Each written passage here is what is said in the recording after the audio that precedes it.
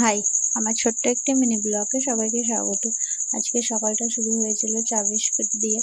আর তারপরে মাঠে থেকে দেখি টাটকা টাটকা শাক নিয়ে চলে এসেছে। তো আমি চান টান করে শাক বাছতে বসে পড়েছিলাম। আর সানভিকাও আমার সাথে শাক বাছছিল। তো ও তো কোনো কাজ একটু বেশিক্ষণ ধরে করতে পারে না, তো তাও একটু বসেছিল। আর তারপরে এই দেখো, ওর দুষ্টুমি শুরু, আমাকে আর শাক বাছতে দেবে না। তো এইটাই করে শাক বেছে আমি ওকে ঘুম পাড়িয়ে দিয়েছিলাম। আর তারপরে আমরা খাওয়া দাওয়া করে নিয়েছি। আর ও ঘুম থেকে উঠেছিল, দিয়ে ওকে খাইয়ে দিয়েছি।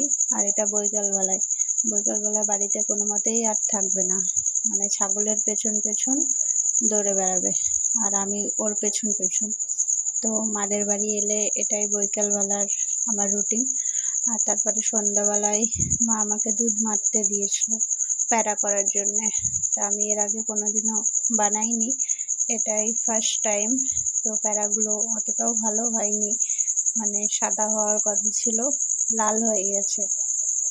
কিন্তু সানভিকা খেয়ে বলেছে সুন্দর হয়েছে। তো আমি এতেই সন্তুষ্ট। সুন্দর। আর আজকের জন্য এইটুকু, দেখা হচ্ছে পরের ভিডিওতে।